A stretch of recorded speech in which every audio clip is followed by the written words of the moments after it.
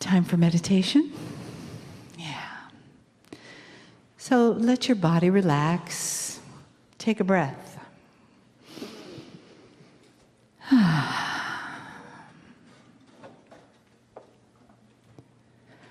And just come into feeling that space around you. That space of I am. I am here. I am right here. Right now. This is where life is. Right now.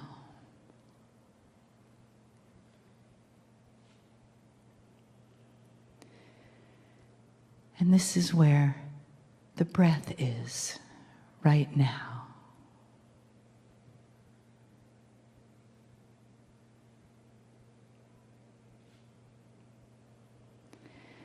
And let yourself feel that in this present moment.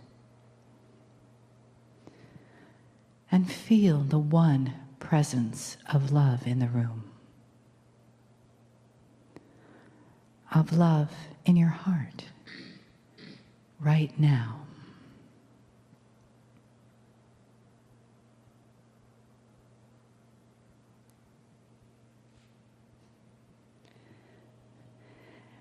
Relax and let your attention follow your intention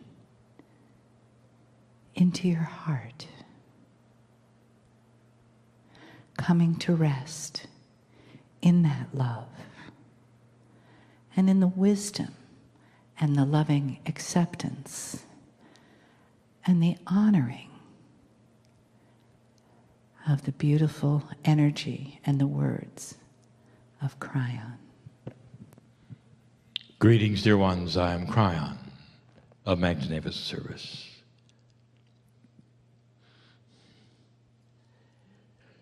This is a time where my partner steps aside. We say this again so that he is not part of the consciousness of the message. Channeling may seem mysterious and odd to you,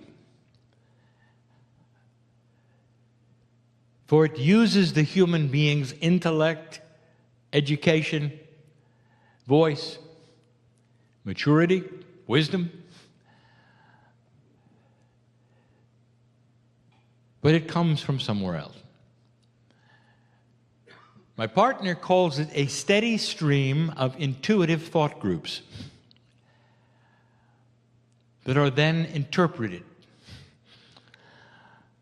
My partner is here, but he's not here. When I say he steps aside,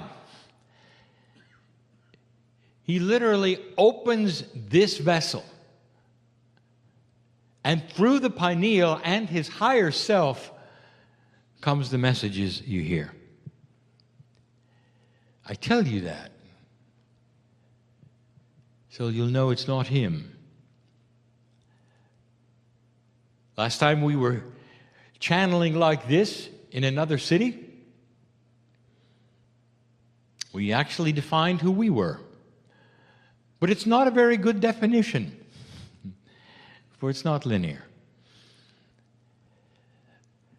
There's energy all around you. There are invisible things all around you. This morning we talked about the entourage, and it is still here. It's not countable.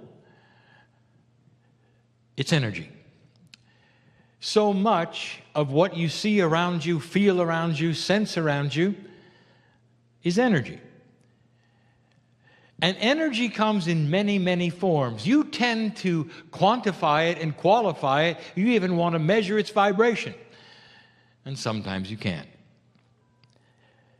And the reason you can't is because your science is not there yet. Question for Kryon. Been asked before. Is the esoteric world something that someday we'll know more about through science? And the answer is yes.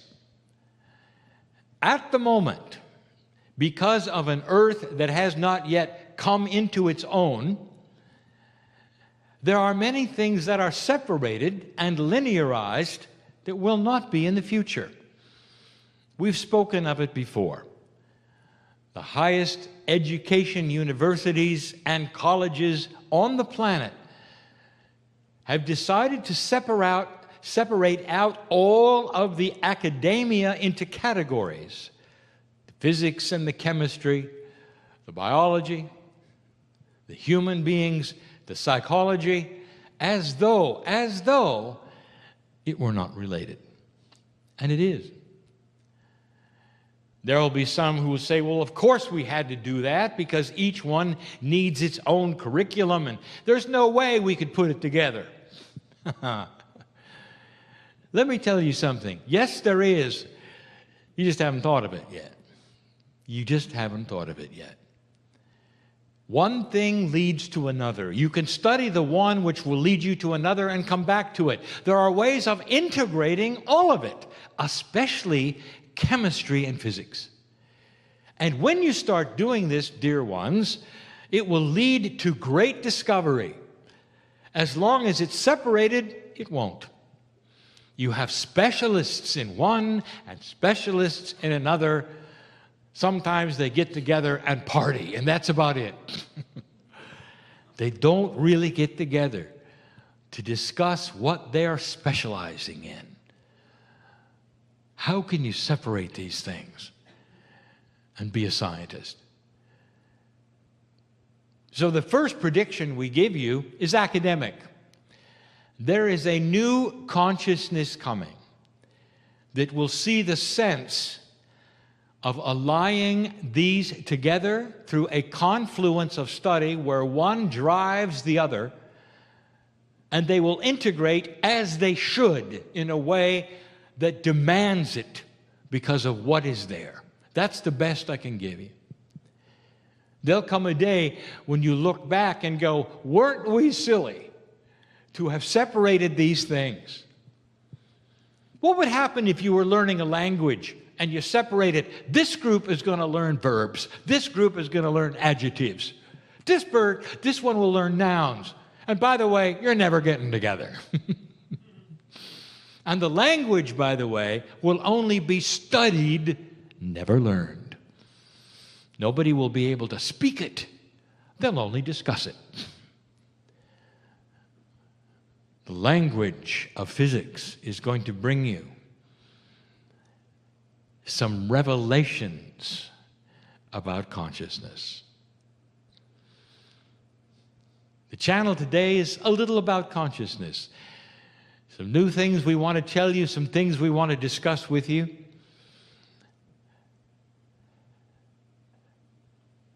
And it's the kind of thing that I love to talk about. Because the future of humanity will change because of it. What do you know about invisible things? Let's talk about invisible things that are not esoteric. Let's go into that which is real and invisible. Let's go into the things that are not even emotional and visible. Let's get to the what you call the brass tacks of invisibility. There are physical things that you see and you feel and you work with every single day that are completely and totally invisible to you as human beings. And you accept them and you work with them. And you say, well, they're invisible. And it doesn't bother you, does it? You talk about gravity. Everyone is affected with gravity. The earth depends on gravity. We have told you all about gravity. We've given you physics of gravity. We have told you that it is variable, and eventually you'll know how. That is not linked necessarily to mass. That all of that is tunable if you knew how. That the quantum physics of tomorrow will know how. It's just a matter of time and discovery. And it follows that which is very reasonable and very logical scientifically. One thing leads to another and leads to another. And finally, there will be discoveries which allow you to do things which in the past would have seemed ludicrous, and they'll become real. Gravity someday will be able to be seen and measured with instruments you have yet to discover. When you know more about the physics of gravity, you will know how to see it in its glory, in its patterns, in its color, with instruments you have yet to design, because you don't know what you don't know. It's coming. It becomes more real to you when you can see the patterns and why. By the way, when you can see the patterns of gravity, you will understand a little bit more about how to alter it. There will be secrets revealed within the patterns you can't see, but they're there. Quantum things do not exist in a way you could see them in 3D with your life and your eyes and your consciousness. But with the aids that are coming, that will be scientific, you'll see it. That's just one. My partner speaks of the magnetic field constantly. You know it's there. Your compass points to something, and it's invisible. This couch of consciousness that you sit in, that literally is tied to life force on the planet, is completely and totally invisible. And there'll come a time when it's not. Your eyes won't see it, dear ones, but the instruments to come will. Imagine seeing gravity. Imagine seeing the magnetic field. What is it going to look like? What will the instruments tell you are the colors and the vibrations? Will there be patterns, or will it simply be a swirling mass of energy? Let me tell you a secret that is not a secret to any physicist or any biologist. Everything has patterns. Everything. The fractals are always there. The big to the little to the big. And the very shapes of the patterns and the designs that you see are literally giveaways to what creates them. It will then lead you to the next step. You'll understand why the grid does what it does. You'll understand how it allies with biology. You may even be able to tune it slightly for health. These things are all coming. It's going to be science. It's not going to be esoterics. But it will lead to beautiful esoteric discovery. We've told you over and over again, there'll come a time when these very instruments will turn upon human beings. You will see a human being, and the devices will reveal a quantumness around you. As it becomes more fine-tuned, there will be ways of actually seeing, measuring, and looking at the patterns in the human Merkaba, because it's physics. The issue, of course, is it's also biological. You better put these together soon, because if you stay in the boxes and the compartments, you won't get it. You won't understand the correlations, the confluences, and how they work with one another as long as they're separate. All of these things I predict.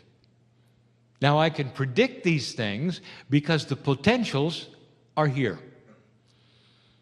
The potentials have been seen before in other societies that have gotten to the place where you are with the science that you have. I can predict this because it's happened before, and some in this room will understand the ball is rolling. It's inevitable. There are scientists on this planet right now who are getting insight that will lead to these things in the future. All of it coming your way. Let me tell you something. Don't be afraid. Did you know there's invisible things in this room that are dangerous? Did you know that right now in this room there's invisible things, you can't see them, that could lead to disease if you're not careful? Did you know that? Don't be afraid. Don't be afraid, because they are germs. Now, if I'd said that 100 or 200 years ago, people would be shuddering. Where are they? What is this? Oh, it's just esoteric talk. Couldn't be real. But your science made it real. When you got the instruments that could see them, then you could control it. Do you see where I'm going with this? Dear ones, it is your legacy to come to the place where your science, your physics, your knowledge starts to align with the confluence of the wisdom of consciousness, and you will get invention. And there will be inventions that is going to help humanity in general. Not just to communicate as you have now with your smartphones and your computers. These are inventions that are going to give you water, that are going to save your life, that are going to grow things, that are going to make you understand about population growth. You'll look back someday and say, we were a foolish earth that didn't know anything about anything. It's amazing we survived. And it's going to be through that which is intuitive invention. I'm telling you this because of what's coming. It leads me to talk about human consciousness. What do you think it is? And you'll say, well, it's thinking. It's the way people think. You might say, consciousness is the description of the paradigm of thinking. What will happen when there are instruments that can see it? Kryon, do you mean that it's seeable? Oh yeah, it's physics. And maybe this has been an example. Is it possible that human consciousness together would have the power to change a computer, to set off an alarm, to change electronics, all of that? And the answer is yes. So if that's possible, and consciousness can be measured and have power, as the experiments have shown on the planet and as the satellites picked it up, it should be something you can see. And you can, with the right equipment. It's coming. What I want to do is reveal something I've never revealed before, and that is what it's going to look like. Now, we've established that physics, that is quantum, when revealed, will have patterns. It's no surprise. What do you think the patterns might look like if you could see a consciousness of a person? Now, this is an individual consciousness. And that is physical, has a field, seeable, measurable, and has patterning. You think this is too far-fetched? We've established the fact that it's real, it has power. You ought to be able to measure it and see it someday. It ought to pattern itself. What will they look like? I'll give you two examples. The two greatest human consciousness energy producers are fear and hatred, compassion and love. On both ends of the spectrum, they're powerful, extremely powerful. They can set off alarms. They can crash your computer. They can soften your heart. They can affect your chemistry. And they can do it from across the room. Have you ever sat in a room where somebody was angry and you knew it? It's palatable. You can feel it. You don't want to stay there. You'd like to leave. They're angry. You say, well, there's a dark cloud here. You are sensing energy, and all energy is patterning. All energy anywhere in the universe has ways of being measured and seen, and you can bring it into 3D, study it, and see the patterns. Those who have sat in the room with the great masters of this planet have felt the overwhelming love and compassion of the creative source. And it comes in waves of euphoria. It makes you weep. Weep in joy because you're connected to everything. That's energy. You see what I'm saying? Can you measure love? You should be able to. It's patterned. You can see it. This is fascinating to me. I'll show you what the patterns are. Now, these are predictions because it's coming. There'll come a day when these are able to be seen. When they are, human consciousness, when it's patterned, when it's available, when it's studied, you're going to see something very interesting. The patterns I'm going to give you right now will be validated when it occurs. And this channel is yet heard again. This is what you're going to see. Let's talk about that which is the lowest energy first, but very powerful. Understand that low consciousness carries incredible power. So does high. So the low and the high is not a measure of its effective power. It's only a measure of the vibration of its consciousness, of its thought, of where it can go or where it can't go, or how restricted and expansive it is. Power, that is force, is very profound. You already know that. The power of hate, the power of that which is evil, very strong.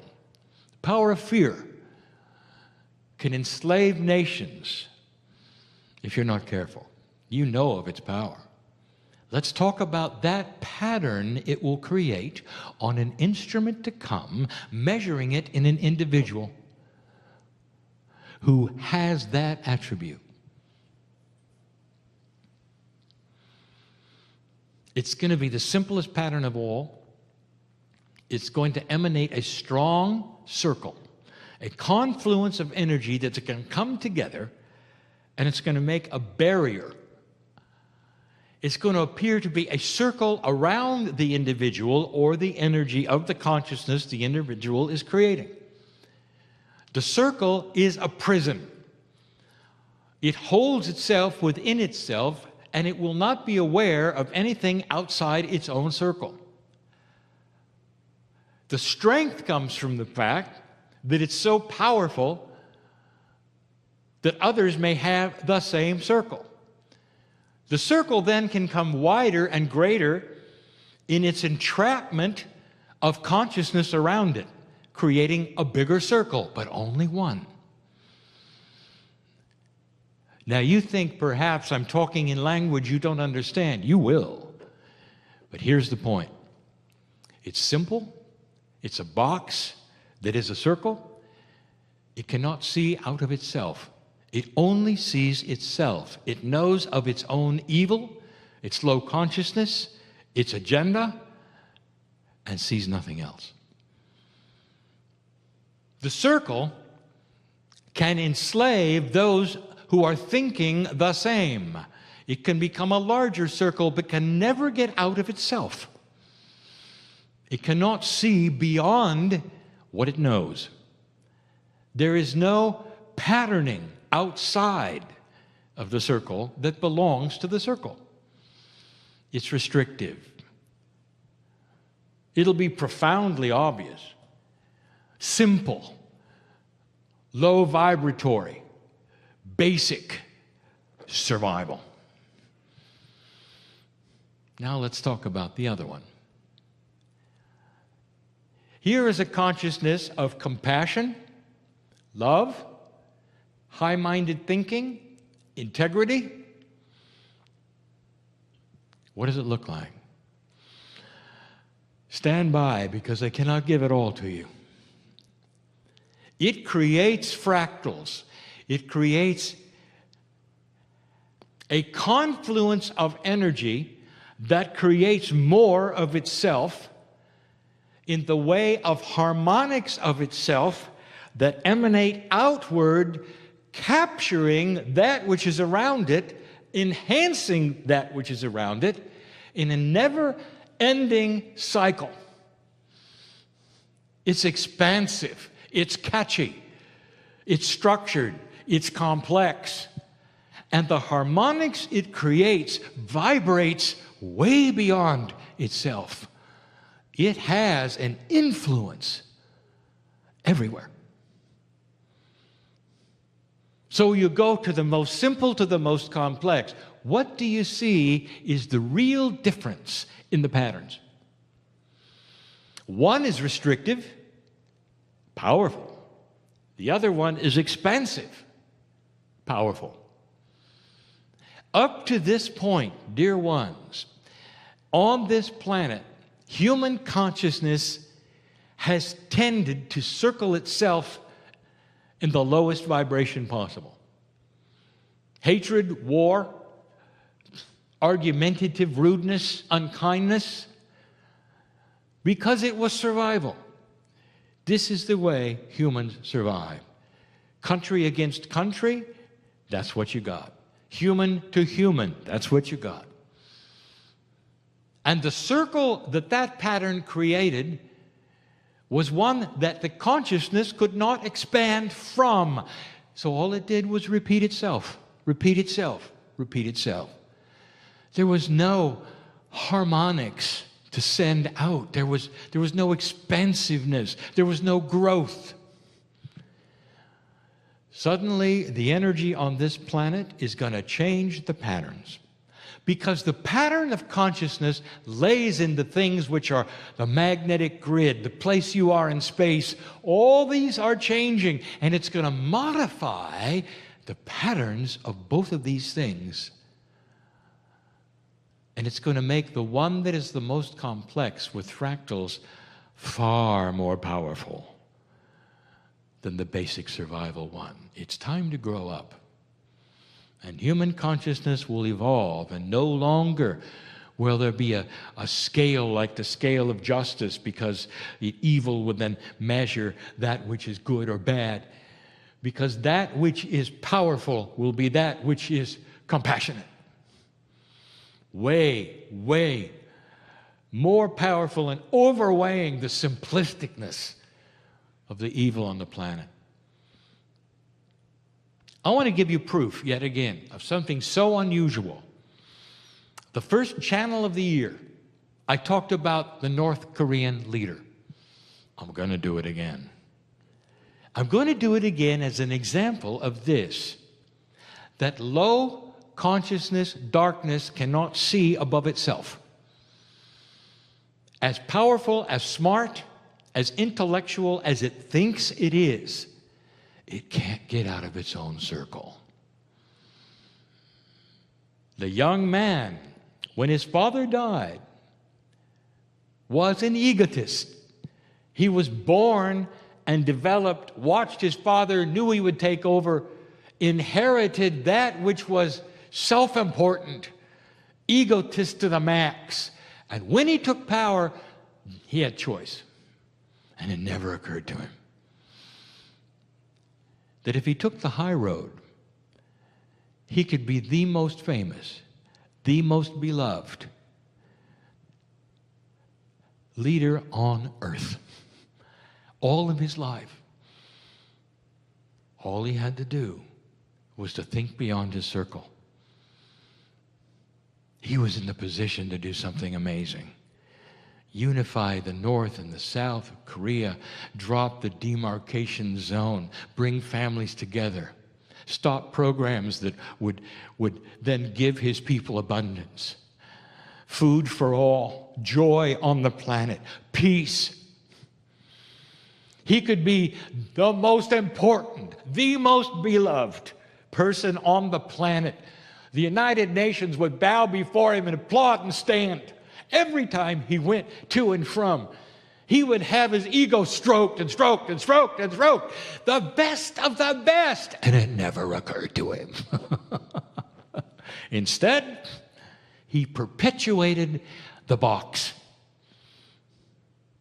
Now he presides over the lowest energy, the most restrictive, the most renegade energy on the planet, and he will not last long. Isn't it interesting how strong the circle is that keeps a low vibration low? All of this is beginning to change, dear ones. If you examine individual people and the way they act, you're going to see this now. You're going to recognize it. An individual comes to you, and they're angry, and they're rude, and they're unkind. First thing out of their mouth, rudeness.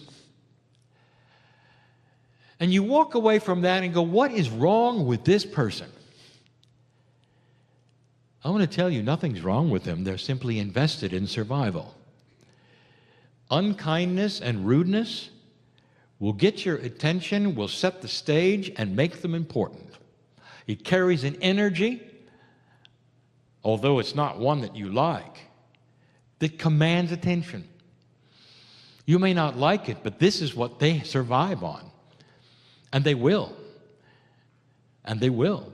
And in old energy, this perhaps was the best route. In fact, there are cultures today, even today, that are invested in rudeness because they say that compassion and kindness is equated to weakness. You're not going to conquer anybody with compassion and kindness. From their perspective, they cannot see out of the circle. And so to this day, in negotiations, in talking, they come at you with strength, rudeness, unkindness. You can see it, even today.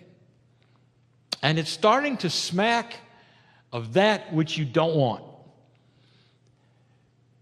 A compassionate person is not a weak person at all. The energy around a compassionate person invites you in. The energy around a rude person excludes you out. Do you see the differences that we're talking about? I just gave you the patterns. Here's what I'm telling you, that human consciousness is starting to rise above what it was. Because that which is light and dark, the ratio has changed, the light is starting to win. It means that compassion, integrity, kindness, all of this shines a light so bright that people will see that far, far better than the rudeness and unkindness. Rudeness and unkindness will eventually be seen as dysfunctional. And you'll walk away. Tell you a lot about the person's energy, where they are, what they think. It's old. It's old. It's their survival. But the new survival will be light. And consciousness will start to see it. Those with those attributes are going to live longer. They're going to be your leaders. That's what you want. Elections will change because of it. Business will change because of it. You're going to be seeing more light, more compassion, more solutions because of the ripple effect of the harmonics that go everywhere. When you're compassionate, everybody feels it. Did you know that a compassionate person is seen as safe? Safe. Let's go talk to this person because they listen. Because it's enjoyable to sit next to them. Did you feel the energy around that person? Wasn't it great? They're safe to be around. They're not going to hurt you. They're not going to say bad things to you. They're going to listen to you. They're going to love you. You're going to want that in business, aren't you? Is this too strange for you?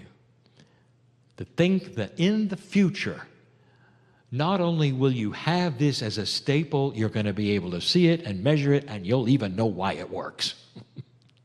It's going to change the planet. It's not all science, dear ones. Attitude is going to come out of survival. It's going to come out of the darkness, and a more elegant kind of survival is upon you. A survival that says the ones who survive the most are going to have the most compassionate brain and mind. The ones that are going to look past that which is judgment. The ones who are more likely to accept anybody in their face and see the God in them and expect good things first, and to be shocked if they're not there instead of the other way around. It's coming. Some of it is already here. That's all I wanted to tell you. Where are you? Where's your pattern? Are you starting to feel the reality of this? It's safe, dear ones, to relax. Drop your guard a bit. Look around, be more compassionate, be more kind. Some of you are still expecting something from left field. It's like you came out of the cave and you're still not sure that the Bengal tiger is really gone. It is. And the remnants, the remaining evil and darkness on this planet is diminishing, starting to show itself, focus itself. That's good news.